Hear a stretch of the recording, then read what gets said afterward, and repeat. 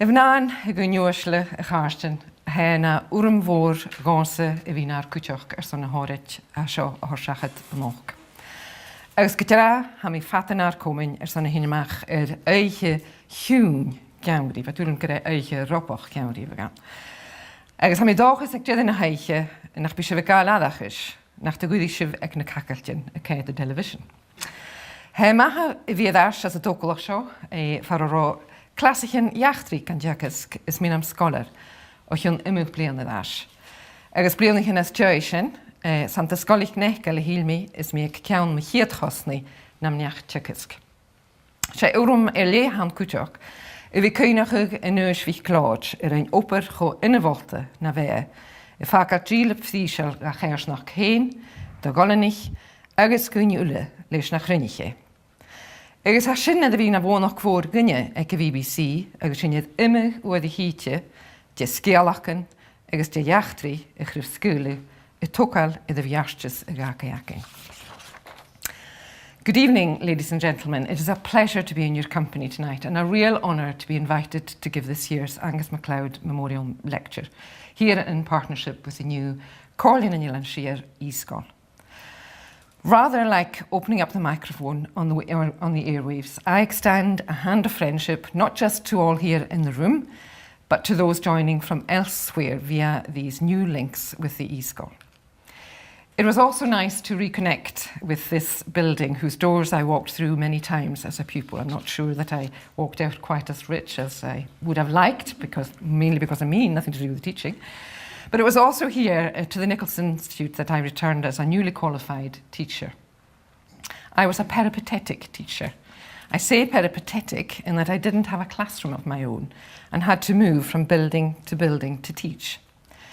Lugging lots of books and jotters meant that I was pretty pathetic by the end of each week. And what a far cry from the fabulous new Nicholson campus we have now, as well as e-Sgoil, equipped with the latest modern technology. So my lecture this evening is on the subject of the role of the BBC in an ever-changing global communications industry. I've just described reconnecting there, and I suppose if there is a recurring theme underpinning what I say this evening, and one that I think the BBC and Angus's work have in common, it might be in the essence of what we do in addressing our abiding need as human beings to connect with one another, with our past and our present, and to engage and influence our future through storytelling of one form or another. Change is constant, and the pace of change accelerates as decades unfurl. But connecting, sharing, and participation through stories, familiar and unfamiliar, have always been part of the human condition. In the Angus Macleod archive, I found his reminiscences on ever-changing times. He says, "As I was born in August 1916, I lived through almost the whole of the 20th century, and there have been more changes in the world in the 20th century than in all the previous centuries taken together. It would take me a long time to refer to all the changes that I saw during my lifetime, but here are a few.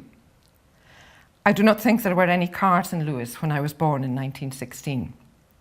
Messages were transmitted across the Minch for the first time on the cable that was laid by the ship SS La Plata on 28 June 1872. That cable remained in service until 1933. Telegraphic communication came to Lochs in 1896, first to Crossapos, then subsequently to Ballallan, Ceors and Graver. Television only became available in Lewis in the 1960s. And there were only 20 telephone subscribers in Stornoway in 1929, and none available outside Stornoway except in the post offices. Nowadays, and this was in Angus's time, everybody, even school children, carry a phone in his or her pocket." The memories there of Angus Macleod.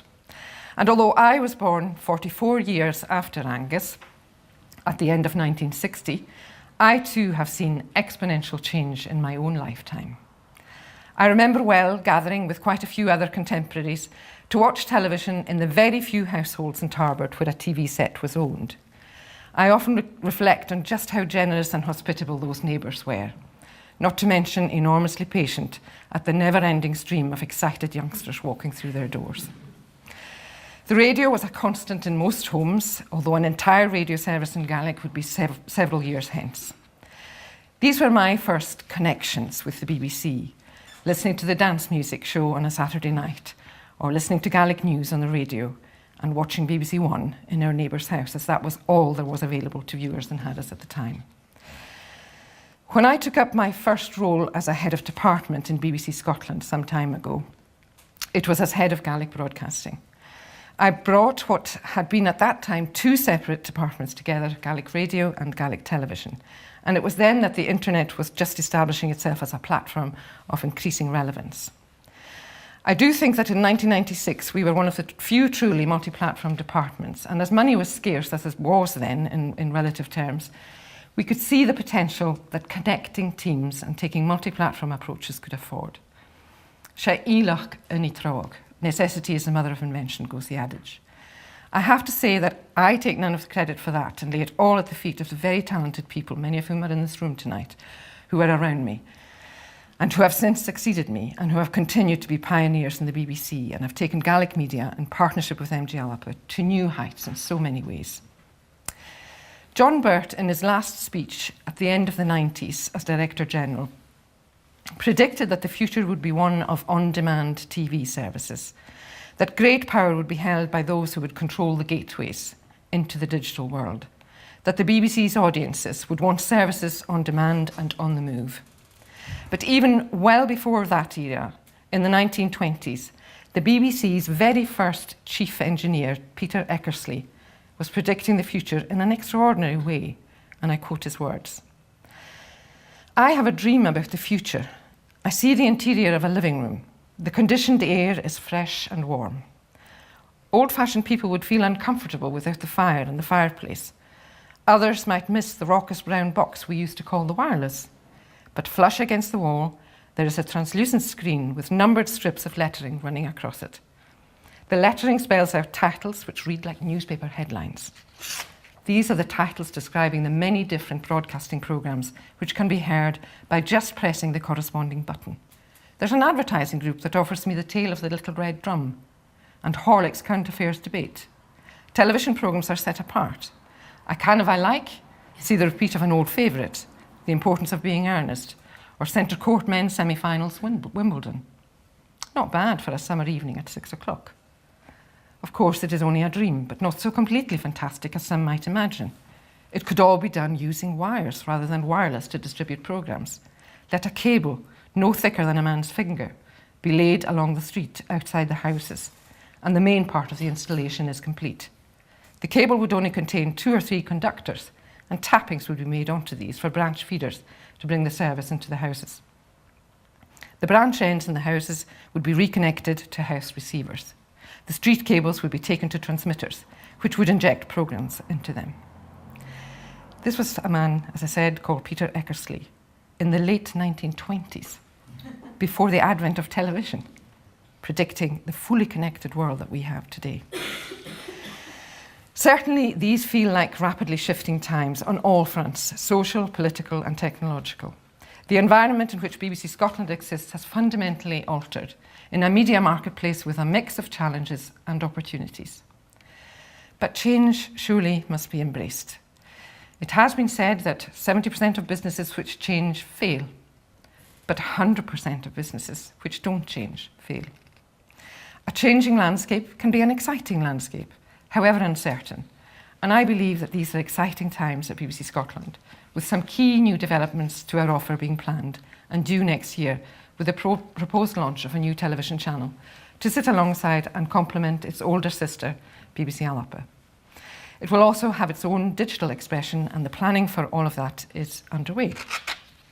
But in an increasingly divergent and competitive media world, some have called into question whether there is a need for the BBC at all. I would say that a time of change underscores the need for the BBC more than ever. Our core mission, established by John Reith, a Scot and founder Director General, to educate, to entertain and to inform, still sit at the core of a relevant 21st century public service broadcaster. And what of the BBC's early motto, first ascribed to its coat of arms in the 1920s? Nation shall speak peace unto nation. Is that any less admirable as a motto for a public service broadcaster in 2017? In a world where existential threat is a real concern, through wars of words between hegemonies, terrorism, and continuing wars on terror and despotic regimes. And as we continue to commemorate through our output across the BBC the centenary of the Great War, I'm reminded again of the inventiveness and the passion for our public service vision expressed by our Gaelic services. And I'm particularly proud of their ability to contribute so uniquely by adding to the broadcast offer other initiatives of enormous import by working with others to do so. I'm thinking in this instance of the production of Cuimhneachaidh, a collection of all the Gaelic poetry of World War I and the only anthology of its kind. The poems, all 100 of them, some published for the first time, are described by Trevor Royal, the eminent war historian, as a timely and peerless literary response from Scotland's Gaelic-speaking community. I am very proud of those who, inspired by the content we were making to commemorate the war, brought this anthology to life. And I'm also hugely indebted to the many partnerships we forged with others in the name of public service. And on this particular occasion, I wish to record my thanks to Cuimhneachaidh and to Achcar, celebrating its 40th birthday this year. As I was leafing through my copy of Cuimhneachaidh recently, I was reminded just how close to the period marking the start of the BBC's history much of the source material in the anthology was, when peace had only recently been restored. In Murdo Morrison's In Cockuk, he reflects on the fragility of peace, saying, "Ha sínis na fócaroch, sgun heolf na háte tav, ha triplatin is dóringen, is braun ol na hách." And then, "O hi gur dulichlum, un dúhu vi chotín, sgun de chalich fos de chatel, nar baltin ans na glín."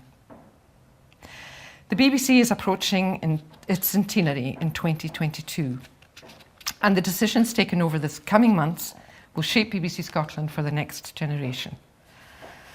How will this nation prepare through its airwaves and online to speak peace unto other nations? Certainly, we're preparing to reform and thrive in the internet age. And my hope is that our proposals for next year will lead to a more creative, more distinctive, more personalised BBC. They build on the BBC's many strengths, but remain true to our founding mission: to inform, to educate, and to entertain. Critically, they also reflect the financial times in which we live, focused on an efficient BBC, producing the highest quality programmes and delivering services which in turn offer the best value for money. Sometimes, though, I think that value for money is mistakenly equated with penury. I was recently asked if BBC Scotland would be taking a Lord Mackay of Clashfern approach to its future spending.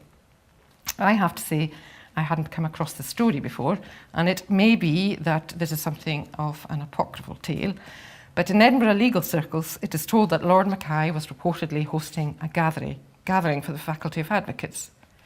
Known for his frugality and desire to protect the public purse, hungry lawyers arrived at his house to be served microscopic pieces of toast with an equally small pot of honey. It would never happen in these islands of ours, that's for sure.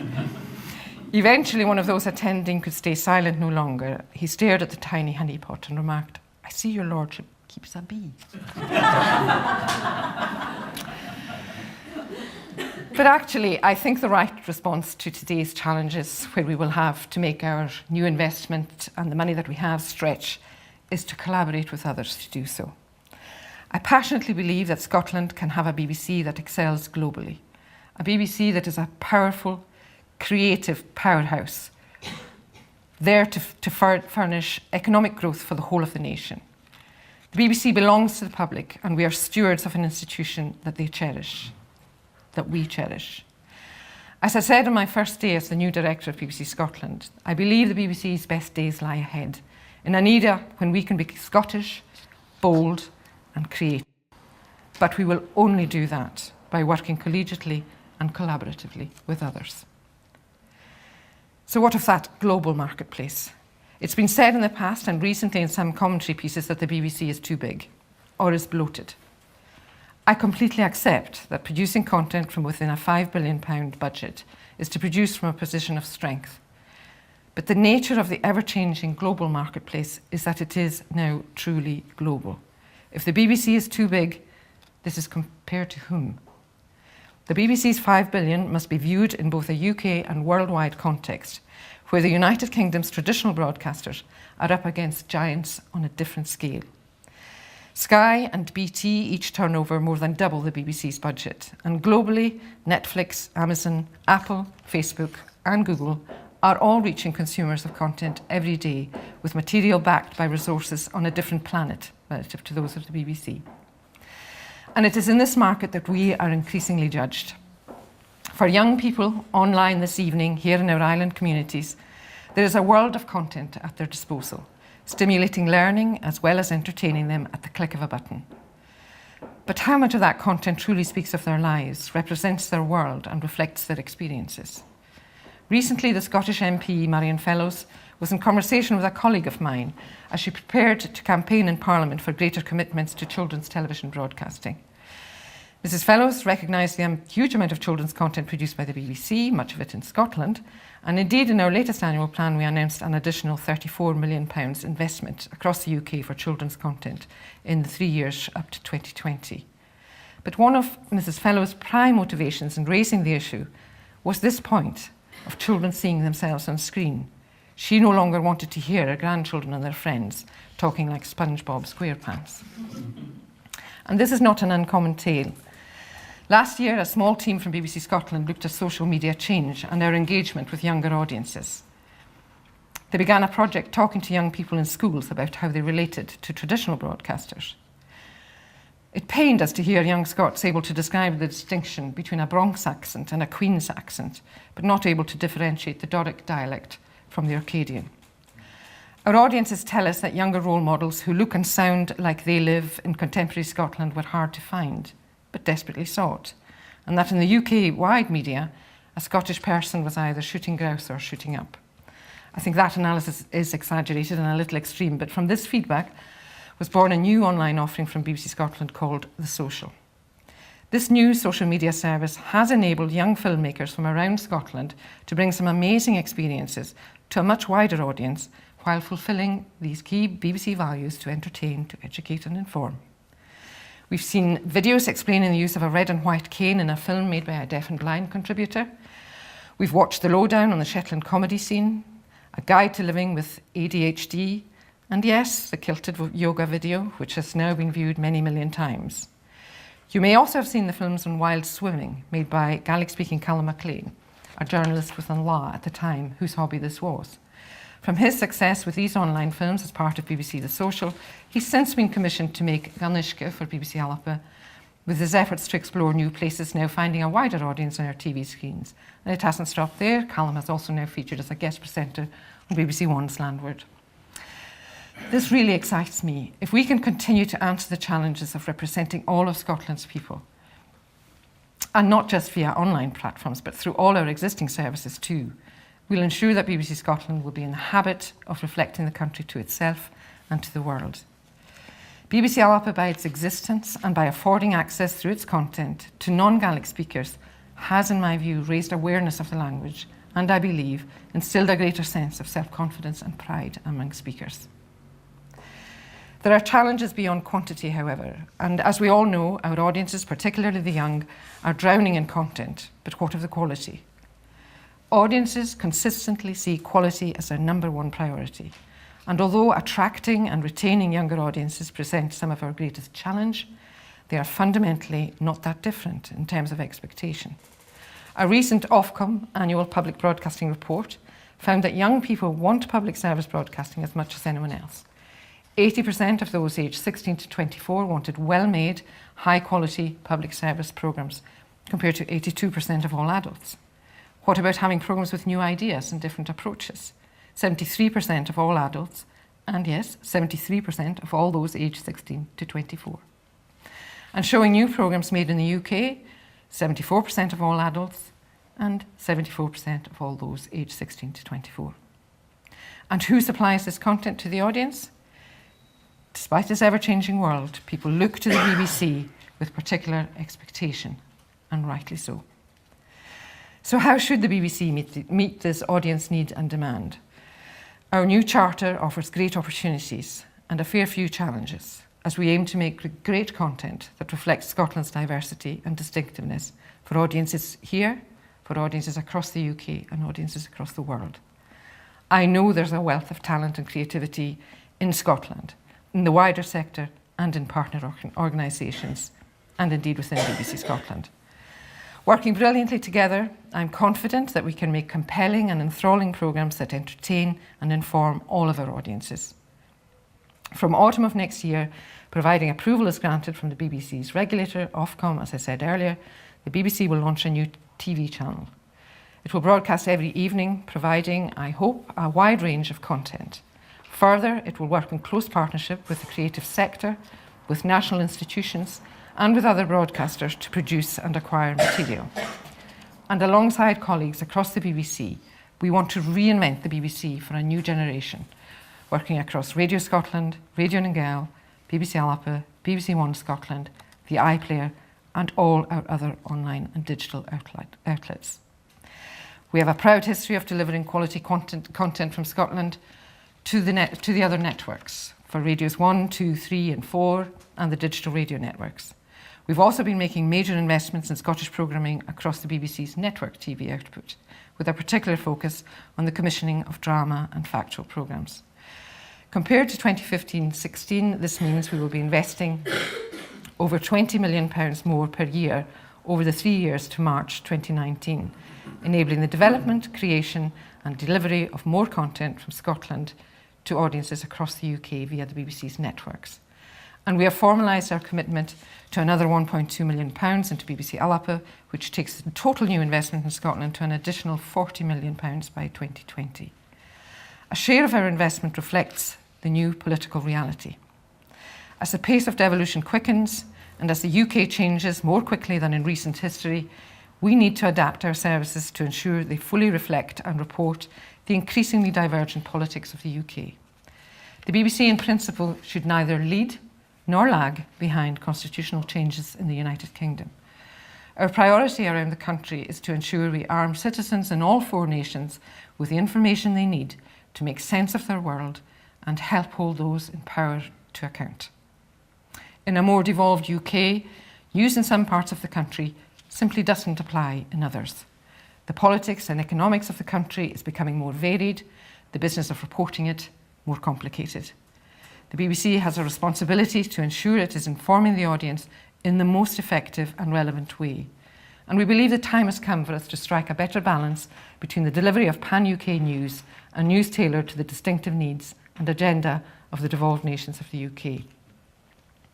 After devolution, the 2014 independence referendum, and in a world where large aspects of public policy are devolved in the nations, there is now a much stronger case for providing a different balance in how we serve audiences with the most relevant BBC news and current affairs. As part of our recent announcements, we confirmed our ambition to launch a new Scottish hour-long integrated news programme, edited and presented from Scotland. This will feature 60 minutes of news and comment from around the world, around the UK and around the nation, reported through a distinctly Scottish prism as we continue, as I said before, to neither lag nor lead the devolution process. Our developments with the news offering will include the extension of our Gaelic news service, providing weekend coverage for the first time on Radio NicFhionghain and on BBC Alba. And robust news coverage from a Scottish public broadcaster is now more vital than ever. In a digital world, one increasingly filled with user-generated content, it can be difficult to determine what is real and what is not. There are hundreds of millions of Facebook profiles, but amongst those it is estimated by Facebook itself that multiple millions could be fake. The BBC defines fake news as false information deliberately circulated by hoax news sites to misinform, usually for political or commercial purposes. Social media, and particularly Facebook, amplify these stories and can enable their authors to make large sums from online advertising. The role of social media in this phenomenon means that the audiences for fake news tend to be younger than users of traditional news output. In accordance with the BBC's editorial guidelines, we are committed to achieving the highest standards of accuracy and impartiality and to being rigorous in establishing the truth of a story. We strive at all times to avoid knowingly misleading our audiences. BBC News does not publish stories it knows to be false and goes to great lengths to check the provenance and accuracy of all stories. More than a decade ago, the BBC established a user-generated content hub as the first dedicated eyewitness verification unit in a newsroom. Over time, we've adopted a number of forensic techniques for scrutinising contributions from members of the public who provide pictures, video and audio, and have self-help guides and training for BBC journalists. In recent years, the team's focus has shifted towards an examination of contributions and stories found on social media platforms using open source geolocation software and third-party tools. And you may have seen the work of the BBC's principal fact-checking service on air, Reality Check, which runs on TV, on the website and via social media. This service challenges news stories and statements from public figures, which may be false or misleading, and presents the verifiable facts instead. Beyond the BBC, fake news has highlighted the difficulties of platforms like Facebook, Google and Twitter, which have tended to provide unmediated access for large audiences for this material. In his recent letter about the future of Facebook, its founder, Mark Zuckerberg, conceded that fake news, polarised views and filter bubbles were damaging common understanding, and committed his platform to play its part in resisting this trend. I'm sure we all know that on the web, everything is not always what it seems. Wikipedia isn't always wholly accurate, and we should tread warily when offered news or information from sites in which we are not necessarily 100% confident. It is for that reason, more than any other, I contend that the need for sources of information in which we can trust, in particular for authoritative, impartial and independent journalism, is as paramount today as it has ever been, and arguably more so. BBC Scotland's news team, in Gaelic and in English, via our existing strands and our new programmes coming next year, will continue to play their part in delivering this trusted source. Let's be clear though, I do believe that we already have a successful base on which to build. We've had a great year bringing the best of Scotland to the world. Over this past summer, the finest Scottish talent has been woven throughout the BBC's output. In July, it was a privilege to see the National Youth Choir of Scotland sing so movingly at ceremonies in Ypres, at the Menin Gate and at Tynecourt Cemetery, broadcast live on BBC One, BBC Two and on the News Channel. This marked the 100th anniversary of the Battle of Passchendaele. Seachtain sa Chocag on Radio na Gael has been an amazing source of the most poignant moments of the war, and it continues to do just that. In August, we had Cuimhneachaigh's radio documentary, Nothing Short of a Miracle, made in association with the Scottish Documentary Institute, which told the story of how the Edinburgh Festival was founded 70 years ago in the aftermath of World War II. Let's not forget, too, how moved audiences were seeing Billy Connolly reflect on his life and career around his 75th birthday as he sat for portraits with 3 Scottish artists in our BBC Two programme. Meanwhile, I couldn't quite believe it had been 30 years since I first heard Lochaber no more, Sutherland no more, Lewis no more, Skye no more in the Proclaimer's letter from America.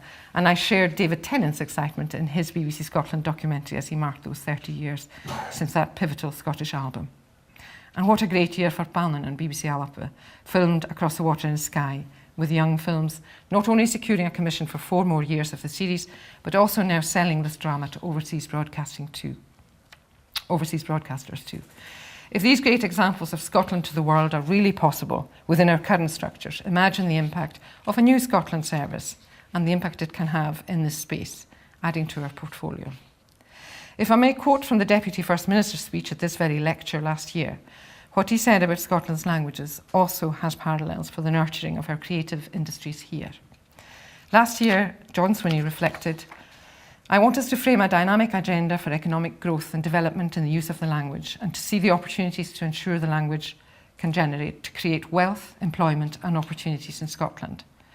Harnessing the energy of the Gaelic movement, combining it with the unlimited potential of digital technology, I believe, he said, we have an unrivaled opportunity to create a much stronger footprint of economic activity from Gaelic than at any time in our history.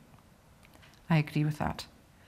And so much of this applies to the work of the creative industries too, of harnessing the fantastic talents and skills we have in this island, we have in all our islands, and we have across the nation, learning from experience and ensuring we provide the platforms for fantastic new Scottish content to be seen and heard.